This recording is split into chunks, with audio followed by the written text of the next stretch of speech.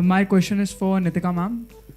Ma'am, what message would you give to someone who has just been diagnosed with PCOS and feels overwhelmed?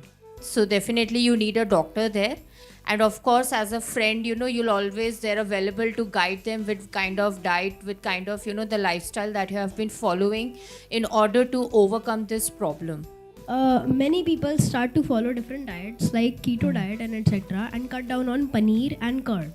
So how do these foods worsen these conditions? If you talk about dairy and the paneer part in your PCOS, the cows are being artificially given a lot of hormones for the more milk production. So if you take that milk, that will worsen your PCOS. So if you want to take milk, you should take plant-based milk, which can be almond milk or coconut milk, and it's really nice if you can get it made at home, and it's very easy. Just soak the almonds and just peel them and put in water, and it's done. And same is with the coconut, right?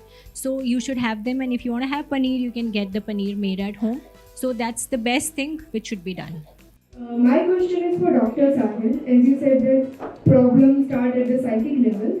So, for example, if a girl feels that she should have been a boy instead of being a girl, and she's been feeling like that for a long time, and it is also making changes to her body, so can she save herself from being diagnosed by PCOD just by changing her mindset and thought process? So ये अब this is the second part of the treatment part है ना. तो क्या है कि it is not easy to change your thought process. So ये कह देना बड़ा आसान है कि ऐसे नहीं, ऐसे सोच लो. One cannot go against his innate nature.